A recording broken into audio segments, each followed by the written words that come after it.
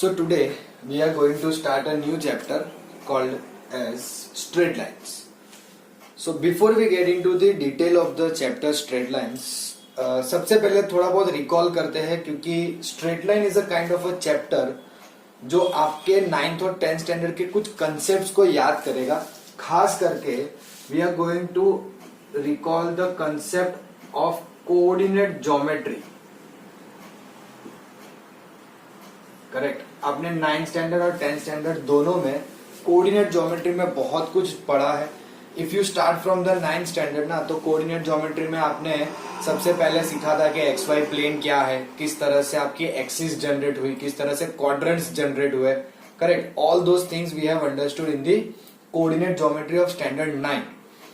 Then हम जब 10th में आए तब हमने उसको और थोड़ा डिटेल में समझा कि भाई डिस्टेंस फॉर्मूला क्या है, सेक्शन फॉर्मूला क्या है, एरिया ऑफ ट्राइंगल क्या है. तो आपने काफी हद तक कोऑर्डिनेट ज्योमेट्री जो है वो 9th और 10th स्टैंडर्ड में सीखी थी. करेक्ट. अब कोऑर्डिनेट ज्योमेट्री जब भी आता है, करेक्ट, तो we mainly talk about the 2 dimensional figure, यानी कि हम बात करते हैं एक्स वाई प्लेन की. तो यहाँ पे हम जो ये चैप्टर समझने वाले हैं स्ट्रेट लाइन, एंड इसके बाद वाला जो चैप्टर होगा हमारा कोनिक सेक्शन. ये दोनों जो चैप्टर है वो हम एक तरीके से आप बोल सकते हैं कि are the parts of coordinate geometry. Straight line and conic section, ये जो दोनों चैप्टर है हमारे, chapter number 10 and chapter number 11 are in coordinate geometry. Correct. So coordinate geometry हमें बहुत सारी चीजें पता है. Suppose these are our axis, X axis, Y axis. Correct. हम इसको पॉजिटिव एक्स एक्सिस बोलते थे, O X, positive Y axis O Y, O X dash negative x axis, O y dash negative y axis. Correct. किस तरह से हम point locate करते थे, है ना, प्लेन कौन सा है, किस तरह से हमारे क्वाड्रेंट्स डिफाइन होते थे. All those things we have understood in lower standard. फिर भी एक क्विक रिवीजन, जैसे कि ये हम फर्स्ट क्वाड्रेंट बोलेंगे, second quadrant, third, fourth. Correct. और क्वाड्रेंट के अंदर की sign convention plus plus, minus plus, minus minus and plus minus. Correct. अगर कोई पॉइंट हमारा है, अगर डायरेक्टली मैंने पॉइंट लिख दिया लेट्स से -2,6, तो by looking at this point we should be able to identify where this exactly point is, है ना. अब सपोज वो पॉइंट जैसे कि हमें दिख रहा है, it will be in the second quadrant. So let's say -2,6 somewhere over here. Correct. So what will be the perpendicular distance of this point from x axis? तो x axis से perpendicular distance ये होगा, यानी कि it will be 6 unit. उस तरह से perpendicular distance from y तो कितना होगा, 2 unit. Distance can never be negative, हमें पता है, इसीलिए मैंने यहाँ 2 लिखा, -2 नहीं. नेगेटिव x axis पे है, वो माइनस वहां पे कोऑर्डिनेट रहेगा, वो हमें पता है, but will understand something like this. Correct. तो इन दिस चैप्टर हमें जो पढ़ना है वो स्ट्रेट लाइन. अब what exactly are we going to do in the chapter called as straight line. तो जैसे मैंने कहा कि हम रिकॉल करेंगे कंसेप्ट्स, तो ये 9th के कंसेप्ट है. थोड़े 10th के कंसेप्ट भी यूज करेंगे, लाइक मिड पॉइंट है, या डिस्टेंस फॉर्मूला है, सेक्शन फॉर्मूला है, एरिया ऑफ ट्राइंगल, और उन्हें थोड़ा डिटेल में बात करेंगे, है ना. Will write the particular formula. वो फॉर्मूला कैसे बनी वो 10th स्टैंडर्ड में सीखा होगा, बट नहीं पता हो तो आई विल शो यू यहाँ पे कि किस तरह से वो फॉर्मूलाज जनरेट हुई. A rough idea. We are not going to exactly define the formulas, but yeah I will give you the little bit of idea कि कैसे वो फॉर्मूला आई, है ना. सो बेसिकली स्ट्रेट लाइन, है ना, हम बात करेंगे कि कोई कोऑर्डिनेट प्लेन में, आप सबको पता होगा कि इस तरह के प्लेन को जो है हम 2 तरीके से बोलते थे. कार्टेशियन प्लेन बोलते थे या फिर कोऑर्डिनेट प्लेन बोलते थे. करेक्ट. दैट इज वाई हम लोग ने नाम रखा था कोऑर्डिनेट ज्योमेट्री. अच्छा, एक और चीज जो मैंने वो चैप्टर के नाम लिखे थे तो बताना रह गया वहां पे, कि हम जो 2 चैप्टर करने वाले हैं ना, straight line and conic sections, तो ये दोनों जो चैप्टर है वो कोऑर्डिनेट ज्योमेट्री के है, लेकिन हम इन दोनों चैप्टर में बात करेंगे 2 डायमेंशनल ज्योमेट्री की. किसकी? 2 डायमेंशनल ज्योमेट्री. 2 डायमेंशनल ज्योमेट्री का मतलब होता है कि सिंपली एक्स वाई प्लेन होना, या YZ या XZ, यानी कि आपकी 2 ही एक्सिस होगी, something like this. Correct. Future में यानी कि 11th में आपको थोड़ा सा पार्ट दिया हुआ है 3D ज्योमेट्री का भी, है ना. 3D ज्योमेट्री भी आपको बिट ऑफ इंट्रोडक्शन दिया हुआ है in the next few in upcoming few chapters में, कहीं पे है 12-13 चैप्टर पे। और उसके बाद का जो 3D ज्योमेट्री है वो आप सब सीखोगे 12th स्टैंडर्ड में। सो बेसिकली ऐसा देखने जाए तो कोऑर्डिनेट ज्योमेट्री के अंदर हमारे इस साल जो 2 मेन चैप्टर होंगे वो होंगे straight line and conic section, और दोनों जो चैप्टर है वो बेस्ड करेंगे ऑन 2 डायमेंशनल ज्योमेट्री। करेक्ट, जो भी हम देखेंगे सब 2 डायमेंशनल फिगर पे होगा। फॉर इंस्टेंस जैसे कि स्ट्रेट लाइन है तो समथिंग लाइक दिस, है ना। फिर आएगा सर्कल, तो we know this circle like this. फिर पैराबोला, है ना, it will something like this. Different curves होंगे, बट कुछ इस तरह से हम लोग यहाँ पे इस पर्टिकुलर कोऑर्डिनेट ज्योमेट्री में सीखने वाले हैं, है ना। चलो वापस से थोड़ा आगे आते हैं कि एग्जैक्टली हम करने क्या वाले हैं यहाँ पे। तो एज आई सेड कि इस प्लेन को हम कार्टेशियन प्लेन या कोऑर्डिनेट प्लेन बोलते हैं। करेक्ट। अब जैसे कि इस कोऑर्डिनेट प्लेन में सपोज मैंने कोई लाइन बना दी, है ना, ये आपकी एक्सिस है, this is your x axis and this is your y axis, and let me say this is a line, है ना। तो ये लाइन बनी कैसे?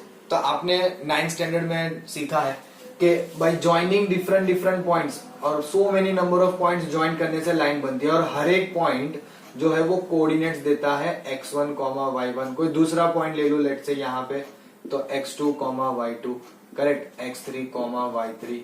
सो this all are the points जिसने एक लाइन बनाई, और इस लाइन को हमें सॉल्व करना है in this particular chapter. Simple.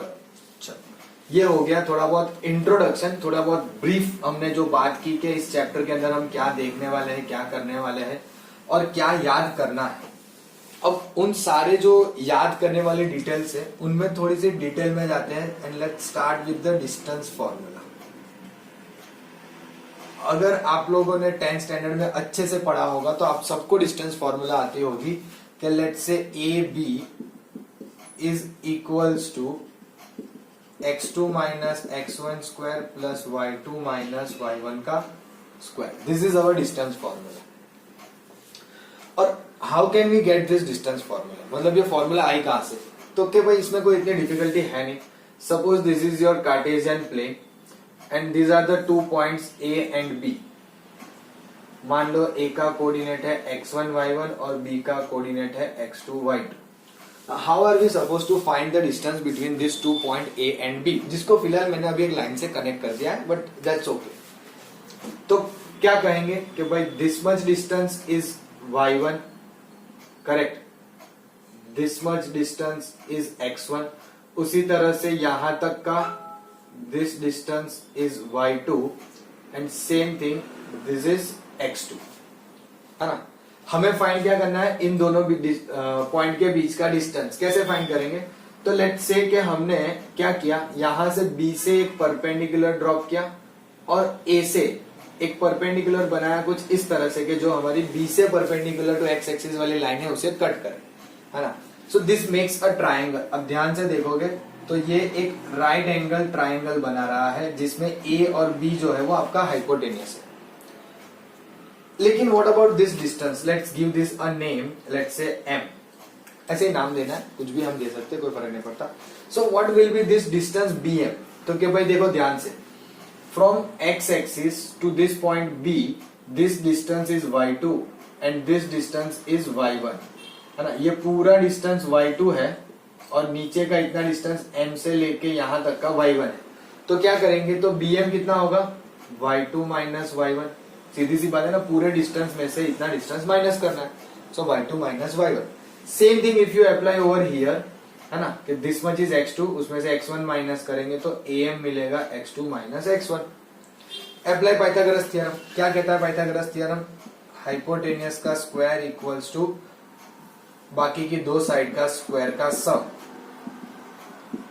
है ना। और ये स्क्वायर हटा देंगे, so it will become square root of x2 minus x1 square and y2 minus y1 square. Suppose आप में से किसी ने ऐसा बोला कि सर स्क्वायर रूट हटाया तो दिस शुड बी प्लस और माइनस। डेफिनेटली, जैसे कि हम बोलते हैं कि अगर x स्क्वायर की वैल्यू 4 है तो x की वैल्यू प्लस और माइनस 2 होनी चाहिए, बट यहाँ पे डिस्टेंस की बात कर रहे हैं। Distance can never be negative, और अगर डिस्टेंस नेगेटिव नहीं हो सकता इसका मतलब कि ये वैल्यू जो है वो पॉजिटिव ही रहेगी, करेक्ट। समटाइम्स स्टूडेंट्स जो है ना वो बहुत सारी डिफिकल्टी फील करते हैं, यानी कि वो लोग ये भूल जाते हैं कि x2 माइनस x1 है या x1 minus x2। So it doesn't matter, it literally doesn't matter. आप अगर इसको x1 minus x2 whole square plus y1 minus y2 whole square लिख दोगे तो भी कोई फर्क पड़ेगा नहीं। क्यों? बिकॉज आप डिफरेंस का स्क्वायर कर रहे हो। सो चाहे बड़े से छोटी वैल्यू माइनस करो या छोटे से बड़ी वैल्यू, स्क्वायर करके दोनों का आंसर सेम आएगा। करेक्ट। सो यहाँ पे आपको ये बॉदर नहीं करना है कि whether you have written correct or not, या जो भी है वो आपको टेंशन लेने की जरूरत नहीं है। So this is how we can generate a distance formula. Correct. चलो अब आगे बढ़ते हैं। उसके बाद आता है सेक्शन फॉर्मूला। डिस्टेंस फॉर्मूला के बाद आता है सेक्शन फॉर्मूला। अब सेक्शन फॉर्मूला मैंने आपको 10th में सिखाई थी। हाँ, अब जब हम सेक्शन फॉर्मूला की बात करते हैं ना तो उसमें बेसिकली आते हैं 3 केस। अब आप सोच रहे हो 3 केस इतने सारे कहां से आ गए, हमने 10th में तो कभी देखा ही नहीं ऐसा। तो देखो, पहला उसमें केस आता है जिसको कहेंगे हम इंटरनल डिवीजन, यानी कि आपकी जो लाइन होगी वो किसी तीसरे पॉइंट से इंटरनली डिवाइड होगी। दूसरा केस आता है जिसको कहेंगे एक्सटर्नल डिवीजन। एक्सटर्नल डिवीजन का मतलब होता है कि वो जो लाइन होगी वो बाहर से डिवाइड होगी, है ना, external from the outside. Will understand that, don't worry. और तीसरा जो पॉइंट आता है वो होता है मिड पॉइंट। मतलब इसमें पहला इंटरनल डिवीजन, एक्सटर्नल डिवीजन, और we can say something like this कि इसका सब केस होगा मिड पॉइंट। वो हम देखेंगे लेटर ऑन। पहले इन दोनों को थोड़ी समझने की ट्राई करते हैं। Correct. So let's consider a line A B, A और बी। करेक्ट। और हम ऐसा कह रहे हैं कि there is some point C, there is some point C on the line A B which divides into some ratio. Let's say this is point C. Correct. और मान लो कि ये इसे डिवाइड कर रहा है इन द रेशियो m:n। ये इसे डिवाइड कर रहा है इन द रेशियो m:n। तो कि भाई आपको पता है कि यहाँ पे a है, ये b है। लेट मी से a के कोऑर्डिनेट x1, y1, है ना, और b के कोऑर्डिनेट x2, y2। और मुझे इस c के x और y कोऑर्डिनेट फाइंड करने हैं, जो एक ऐसा पॉइंट है जो लाइन AB को इंटरनली डिवाइड कर रहा है इन द रेशियो m:n। यानी कि हमें ये क्या प्रोवाइड कर रहा है कि AC अपॉन CB का रेशियो है m:n। इस तरह से ये रेशियो प्रोवाइड कर रहा है। करेक्ट। और इंटरनली डिवीजन हम बोल रहे हैं, तो वो दोनों डेसिमल यानी कि 2 पॉइंट के बीच में कहीं पे हो सकता है। तो इसकी मदद से हम C के कोऑर्डिनेट कैसे फाइंड करेंगे? That is what all about section formula. How can we find the coordinate of C? तो C के कोऑर्डिनेट ऑफ C कैसे मिलेगा? तो कि पहले x कोऑर्डिनेट के बारे में बात करते हैं। तो x कोऑर्डिनेट फाइंड करने का कुछ तरीका ऐसा है, m into x2 plus n into x1 divided by m plus n, comma m into y2, ये y कोऑर्डिनेट आ गया, plus n into y1 divided by m plus n। Correct. कुछ इस तरह से। अब यहां पे जब हम इंटरनली डिवीजन बोले ना, so this distance is n for us and this distance is n for us. इस तरह से हम इंटरनली इसको डिवाइड करते हैं, है कि नहीं? एकदम सिंपल सा कंसेप्ट है, कुछ ज्यादा डिफिकल्ट नहीं है। ये आपने 10th स्टैंडर्ड में सीखा हुआ है।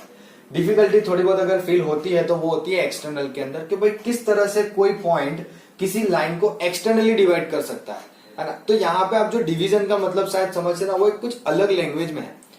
डिवीजन का मतलब ऐसा नहीं है कि वो उसको 2 टुकड़ों में बांटेगा, है ना। हम लेंथ के फॉर्म में बात करते हैं यहाँ पे। विल ट्राई टू अंडरस्टैंड कि किस तरह से एक्सटर्नल डिवीजन होगा, but this is how we can do the internal division with the help of a section formula. कि भाई अगर कोई पॉइंट C है जो आपकी लाइन AB को इंटरनली डिवाइड कर रहा है, तो इन द रेशियो m:n, तो it will be something like this. Correct. चलो अब एक बात काम करते हैं, एक्सटर्नली की बात करते हैं। ये थोड़ा सा मैं यहाँ से रफ कर देता हूँ। You people already aware of this formula, so कुछ ज्यादा नया नहीं है ना। अब सपोज मान लो एक्सटर्नल है, तो उसमें भी एक्चुअली होगा क्या? So let's say this is AB। A के कोऑर्डिनेट अगेन वही x1, y1, और B के कोऑर्डिनेट अगेन वही x2, y2। और मैं इस लाइन को थोड़ी सी एक्सटेंड कर देता हूँ और बोल रहा हूँ कि C जो है वो उसे एक्सटर्नली डिवाइड कर रहा है। अब व्हेन आई से एक्सटर्नली डिवाइड कर रहा है इन द रेशियो m/n, तो हमने देखा कि अगर रेशियो m/n है तो हम क्या कहते हैं, AC का डिस्टेंस m, CB का डिस्टेंस n, यानी कि यहां से A से लेके C तक this distance is m and this distance is n। ऐसे होता है जब हम बोलते हैं एक्सटर्नली डिवाइड कर रहा है, करेक्ट, जिसमें m जो है वो बड़ी वैल्यू होगी और n जो है वो छोटी वैल्यू होगी। As you can observe here, A से C तक का डिस्टेंस ज्यादा है और B से C तक का डिस्टेंस कम है ना। सो अगर मैं कोई वैल्यू के साथ लिखूं तो यहां पे मुझे लिखना पड़ेगा कि भाई point C divides AB in the ratio 2:1, 3:1, 4:1, ऐसा, करेक्ट, क्योंकि BC का जो डिस्टेंस है वो छोटा है और AC का डिस्टेंस जो है वो बड़ा है। सिंपल। अब इसके अकॉर्डिंगली हमारा कोऑर्डिनेट्स क्या आएंगे, कोऑर्डिनेट्स ऑफ C, तो क्या भाई पहले x कोऑर्डिनेट लिखेंगे, है ना, फिर नीचे y coordinate. So let's say कि x कोऑर्डिनेट ऑफ C ऐसा लिख देते हैं, let's say x coordinate of point C, तो क्या भाई इसका x कोऑर्डिनेट क्या आएगा, तो क्या mx2 minus nx1 divided by m minus n। Similarly y coordinate of C my2 minus ny1 divided by m minus n, है ना। जब हमारा कोई पॉइंट दिए हुए लाइन AB को एक्सटर्नली डिवाइड करेगा तो वो कुछ इस तरह से करेगा। This are the formula, just a small minor difference with the internal division. Internal division में हमारी फॉर्मूला में प्लस में था, कुछ इस तरह से mx2 plus nx1 by 2 and my2 plus ny1 by, sorry not 2, by m plus n and m plus n, कुछ इस तरह से था, करेक्ट। अब यहाँ पे तो ठीक है, आपने समझ लिया कि भाई अच्छा चलो C जो है वो वहां पे है तो इस तरह से हो गया, but there are one more possibility.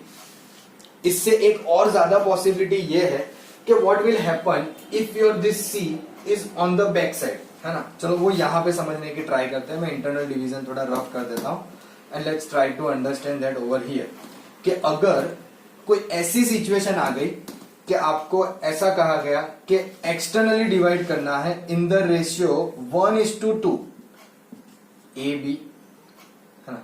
Now your C cannot be on the beyond B point, क्योंकि बियॉन्ड B पॉइंट ले रहे हो और बोल रहे हो 1:2 और ये डिस्टेंस 1 और ये 2, ऐसा तो पॉसिबल नहीं हो सकता ना, करेक्ट। तो उस वक्त क्या होगा, आपका C पॉइंट जो है वो यहां होगा, जिससे AC 1 और BC 2, this is 1 and this is 2। Let's find right now called m and n only, correct. लेकिन फॉर्मूला सेम ही आएगी, किससे सेम आएगी, इससे, क्योंकि एक्सटर्नली डिवाइड तो हो रहा है ना, डिवाइड तो एक्सटर्नली ही हो रहा है, उसमें तो कोई फर्क पड़ ही नहीं रहा, correct. So formula still going to be same for this case, यही होंगे आपके x कोऑर्डिनेट और y कोऑर्डिनेट, उसमें कोई फर्क पड़ेगा नहीं, है ना। तो this is how we can do the section formula. पहले हमने डिस्टेंस फॉर्मूला देखी, सेक्शन फॉर्मूला में दो केस देखे, एक और बाकी है जो है हमारा mid point. So let me show you the mid point कैसे आता है, और वो मैंने कहा कि इट्स काइंड ऑफ सब केस ऑफ इंटरनल डिवीजन। तो मिड पॉइंट जो है वो कैसे बोलते हैं, तो कि जब आपका कोई पॉइंट, है ना, आपकी लाइन को डिवाइड करता है इन द रेशियो 1:1, जब वो डिवाइड करते हैं इन द रेशियो 1:1, तो जो इंटरनल डिवीजन में फॉर्मूला थी उसमें m और n की जगह 1 रखो, तो it will B x2 plus x1 divide by m1 plus m plus n, यानी 1 plus 1 2। Same way y2 plus y1 divide by 1 plus 1 2। ये हो जाएगा आपका coordinate of C when the ratio is 1:1, correct. यानी कि इक्वल रेशियो में divide होना। कभी कभी कंफ्यूज करने के लिए 2:2 लिख देंगे तो आप लोग सोचोगे नहीं ये मिड पॉइंट नहीं है, मिड पॉइंट ही है, क्योंकि 2:2 यानी कि आपकी जो लाइन है वो दो इक्वल पार्ट में ही डिवाइड हो रही है, that means that is a mid point only. Am I clear? So ये होता है हमारा तीसरा केस। उसी तरह से एक और कंसेप्ट हम थोड़ा सा रिकॉल करेंगे जिसका नाम है एरिया ऑफ ट्राइंगल, है ना, and then will get into the topic of the chapter, यानी कि स्लोप वगैरह चीजें थोड़ी समझनी शुरू करेंगे। But before that let's have a look at third one, area of triangle. Anyone remembers what is the formula of area of triangle? हाँ, किसी को याद है? it's something like this, half of x1 into y2 minus y3 plus x2 into क्या आएगा y3 minus y1 plus, let me rub this figure as well. Do you know how this area came? Anyone? आपको पता है किसी को कि ये area कैसे आया? And plus x3 into y1 minus y2. अब देखो, जनरली मैंने आपको याद करने के लिए एक टेक्निक सिखा दी होगी कि आप कुछ इस तरह से याद रख सकते हो. Go in the form of a cycle, 1 से 2, 2 से 3 और 3 से 1. सो 1 2 3, फिर 2 से स्टार्ट करोगे तो 2 3 1, 2 3 1, फिर 3 से स्टार्ट करोगे तो 3 1 2. इस साइकिल में ये आगे बढ़ता रहेगा, है ना. लेकिन ये बेसिकली फॉर्मूला आई कहां से, how we get to know, तो मैं आपको थोड़ा सा आइडिया देता हूं. If you want you can derive it for yourself. So let's consider a triangle something like this. ऐसा कोई ट्राइंगल है मेरे पास, है ना. इट्स लाइक बिंगो टेढ़े मेढ़े ट्राइंगल, इजंट इट, है ना. चलो कोई बात नहीं. Now let me say this is point A, this is point B and this is C. A के कोऑर्डिनेट x1 y1, बी के coordinate x2 y2 and C के कोऑर्डिनेट x3 y3. मुझे तीनों दिन के कोऑर्डिनेट पता होंगे, correct. x1, y1, x2, y2 and x3, y3. अब a b c हुआ है तो लेट्स से d e and f. This is our x axis. मुझे क्या फाइंड करना है? एरिया ऑफ ट्राइंगल फाइंड करना है, करेक्ट. बट यहां पे तो ट्राइंगल का मैंने पूरा नक्शा ही चेंज कर दिया, मतलब कुछ अलग अलग तरीके से लिख दिया है. तो can we say something like this कि मुझे जो एरिया ऑफ ट्राइंगल चाहिए वो equal to area of trapezium. कौन सा ट्रेपेजियम की मैं बात कर रहा हूं? A B E D, A B E D. Can you say this is a trapezium?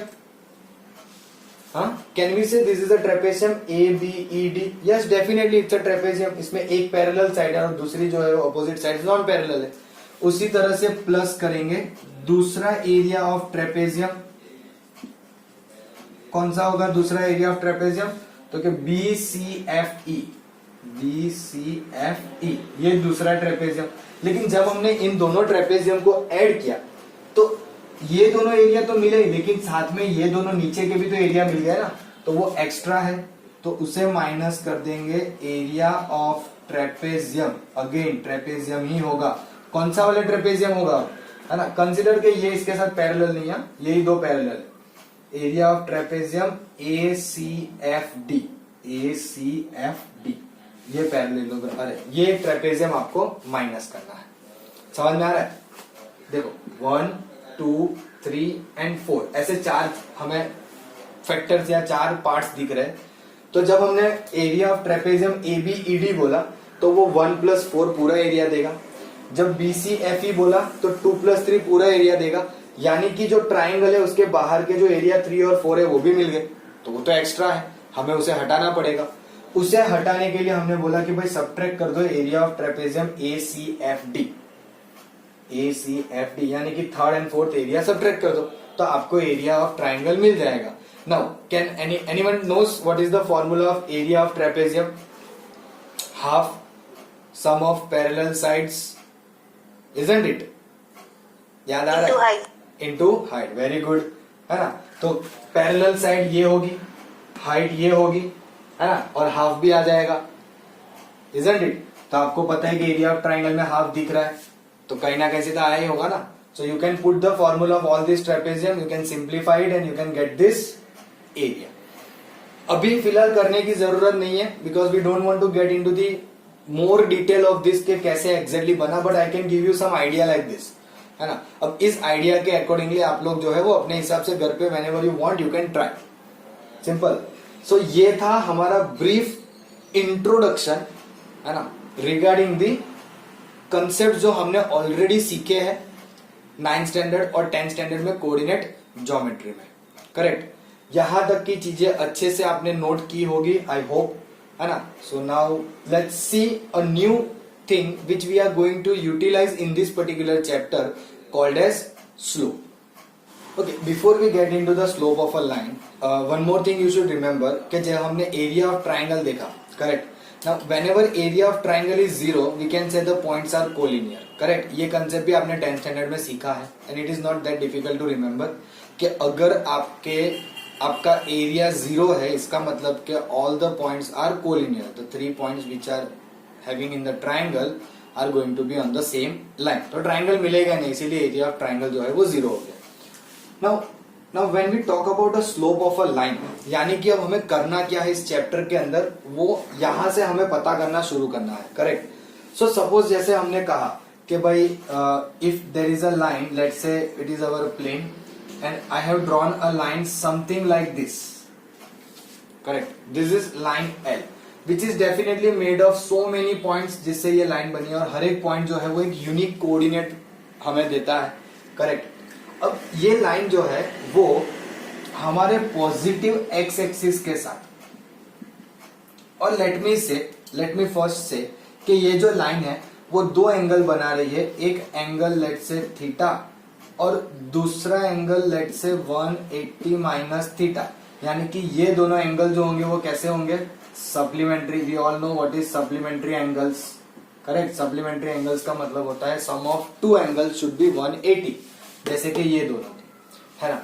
तो हम हमारे सिंप्लीफिकेशन के लिए क्या करेंगे? तो we are going to say something like this, that the angle made by the line, angle made by the line किसके साथ?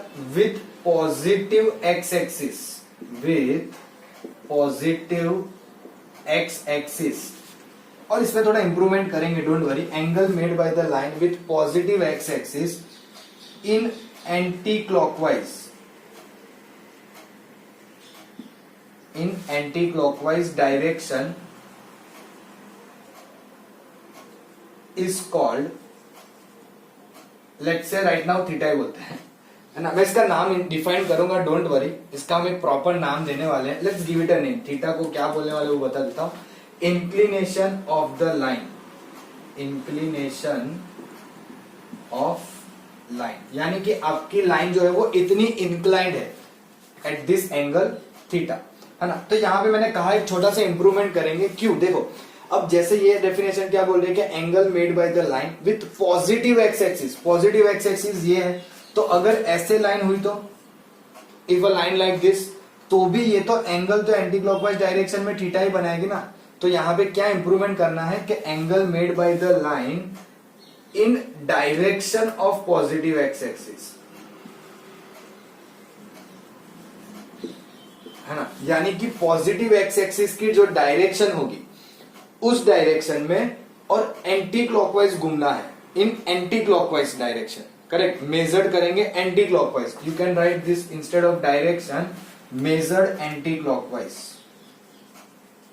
मेजर्ड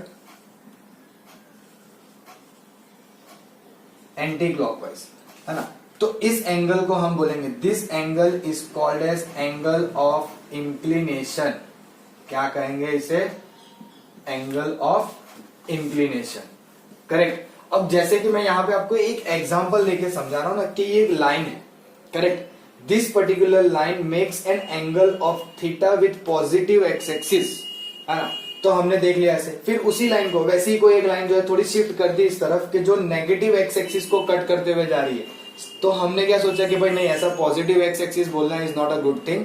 हम बोलेंगे in the direction of positive x axis, correct? But what happens if your line is something like this, let's say like this, तो this will be the angle of inclination theta, correct? हम इसको थोड़ा और detail में specify करेंगे, लेकिन यहाँ पे ये जो सारी चीजें समझ रहे हैं जिसको हमने नाम दिया एंगल ऑफ इंक्लिनेशन, है ना. तो एंगल ऑफ इंक्लिनेशन जो है वो आपका लाई करेगा बिटवीन 0 से लेके 180. That means your theta will lie between 0 to 180. समझ में आ रहा है ना. आपकी जो लाइन है वो जो एंगल बनाएगी with the positive in the direction of positive x axis could be from 0 to 180. कुछ भी हो सकता है, एनी एंगल इज पॉसिबल, है ना. चलो, ये हमने थोड़ा सा डिफाइन कर लिया. है ना। अब थोड़ी बहुत चीजें इसमें ये भी डिफाइन करनी पड़ेगी कि भाई हम इस चैप्टर में स्लोप को यूटिलाइज कैसे करेंगे, what are we exactly going to do, how are we going to do, है ना। तो इन दिस पर्टिकुलर चैप्टर ये जो थीटा हम कह रहे हैं ना, करेक्ट, कि if theta is the inclination of a line, if theta is the inclination of a line L, let's say this line is L, then theta is called the slope, ध्यान से, is called slope or gradient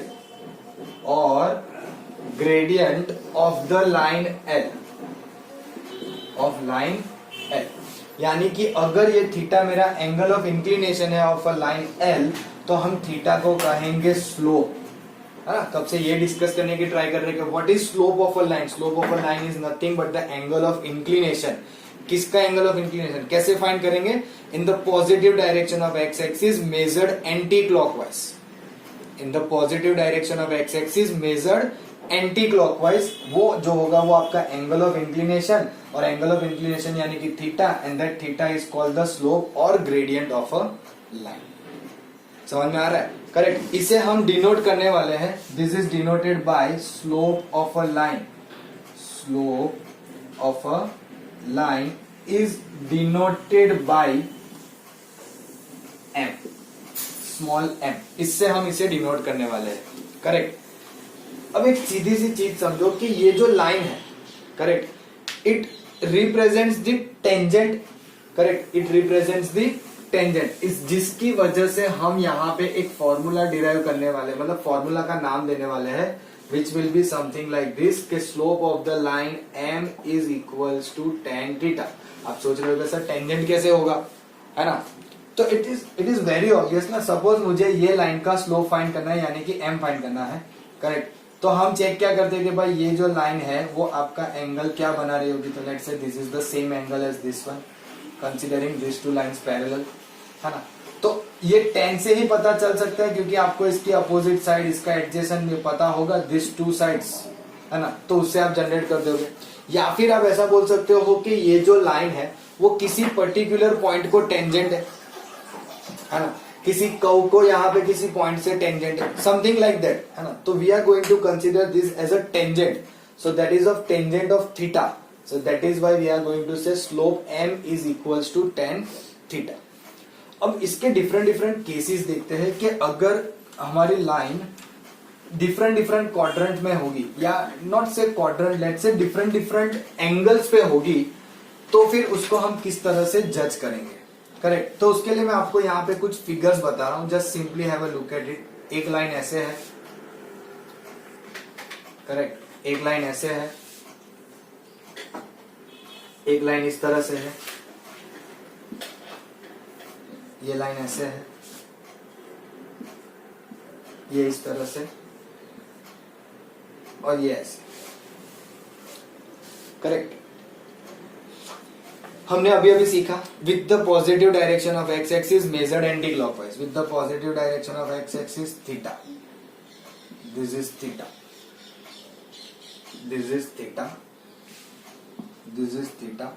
अब यहां तो कहां theta लिखोगे, positive direction of x axis में जा ही नहीं रहे, एंड दिस इज थीटा। अब एक चीज ध्यान से सुनना, बहुत इंपॉर्टेंट है। जनरली हम समझेंगे कैसे, तो क्या हमें यह पता है कि स्लोप जो है वो अब क्या है, m equals to tan theta है। स्लोप क्या है, m equals to tan theta. अब पहली फिगर में देखो, in the first figure, if you look at the first figure, you can understand that your angle is acute angle, this angle is acute. In this figure number 1, मैं नाम दे देता हूं, 2, 3, 4, 5 and 6।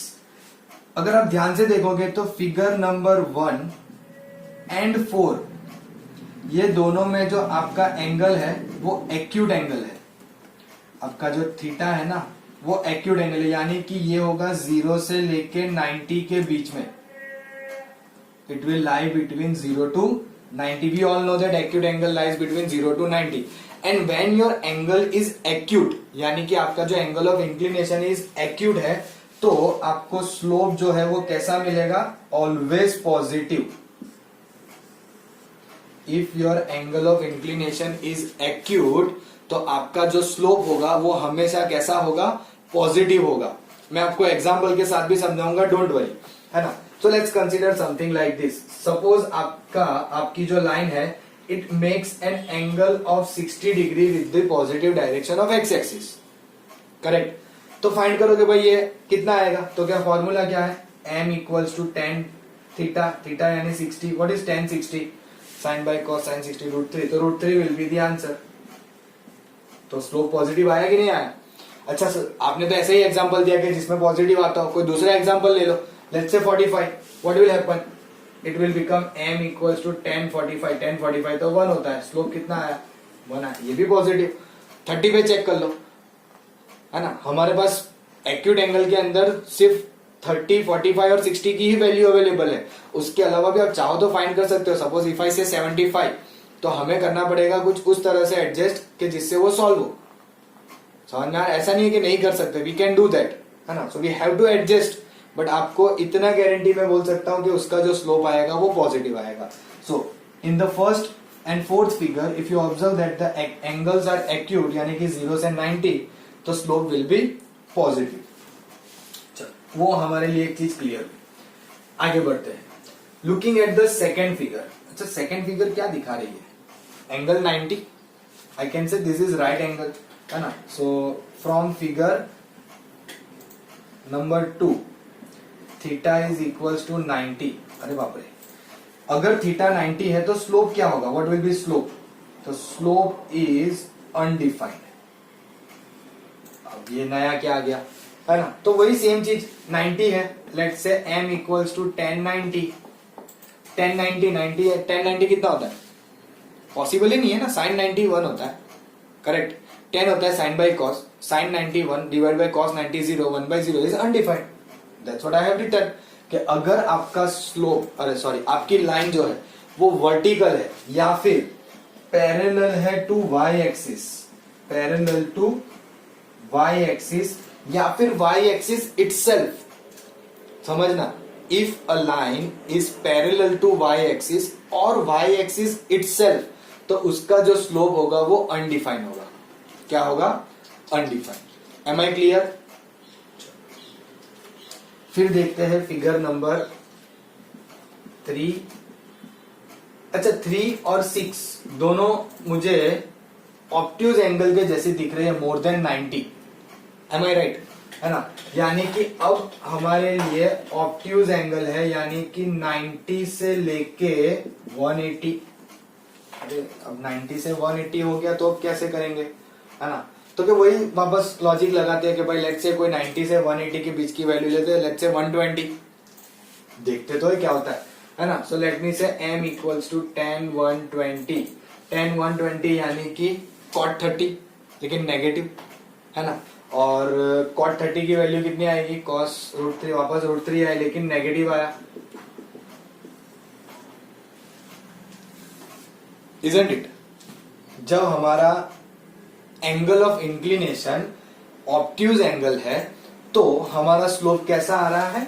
Negative. Slope is negative. समझ में आ रहा है? कब?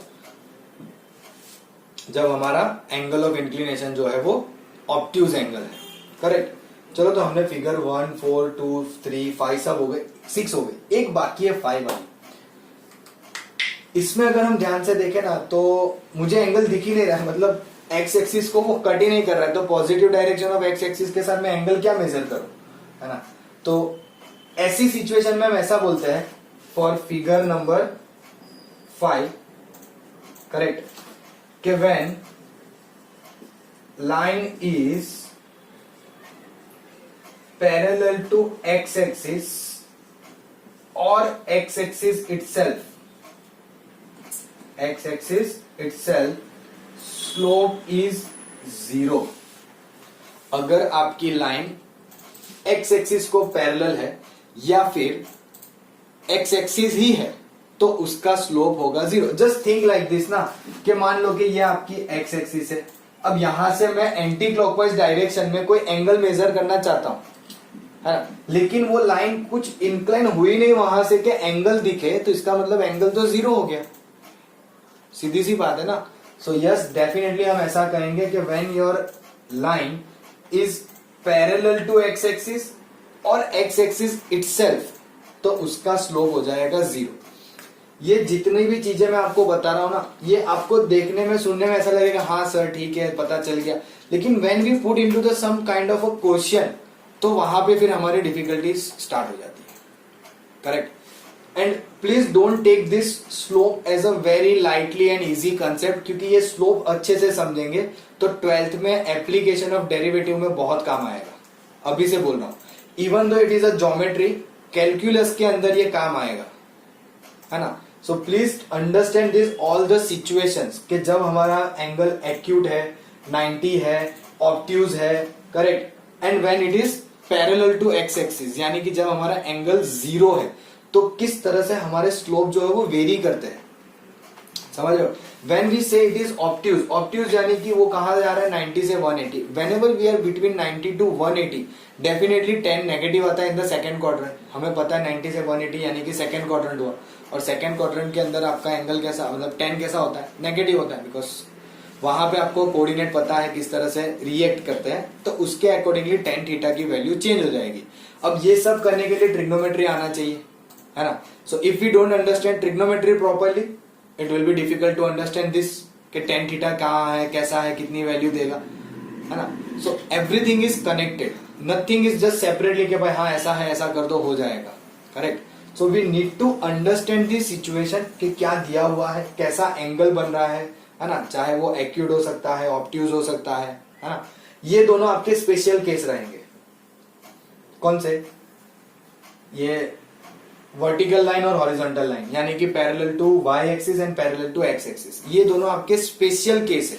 Correct. आप टेक्स्ट बुक में देखोगे तो उसके बारे में आपके साथ बातें की है कि पैरेलल टू और कोइंसाइडिंग विद वाई एक्सिस तो आपका एंगल 90 हो जाएगा, तो डेफिनेटली 90 है, मैंने वही कहा, और 90 है उसकी वजह से आपका स्लोप जो है वो क्या आ गया, undefined, because we all know tan 90 is undefined. Correct. तो इन सारे स्लोप से हम करने क्या वाले हैं, why we are understanding the slope of a line, है ना।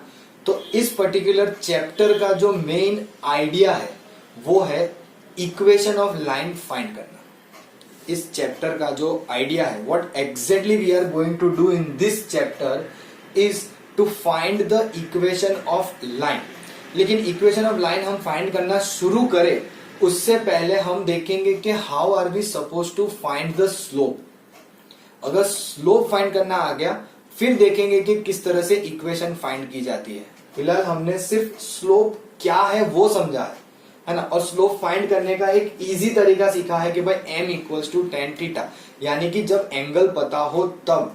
ना what if angle is not known to us, सीधी सी बात है ना। मैं बस ऐसा बोल रहा हूं कि आपके पास ये लाइन है, आपको पता नहीं है कि थीटा कितना है। यहाँ पे जैसे मैंने फिगर बनाई थी, एंगल बोला 60 है, 45 है, 90 है, what ever it may be, but अगर आपको एंगल पता नहीं हो तो आप स्लोप कैसे फाइंड करोगे, है ना। वहां से हम कंटिन्यू करेंगे इन द नेक्स्ट क्लास, है ना। आज के लिए हम यहीं पे रुकेंगे, बट आज मैंने आपको एक बेसिक आइडिया दे दिया कि in this chapter our target is to find the equation of line, and to get the equation of line we must know what is the slope of a line, है ना। फिलहाल कुछ और methods हैं जो हम देखेंगे कि कैसे स्लोप फाइंड करना है, एंड देन विल सी कि किस तरह से हम इक्वेशन ऑफ लाइन में जाएंगे। Correct. It's a very long process, हम आराम से करेंगे धीरे धीरे, but for today will stop here and will continue in the next class.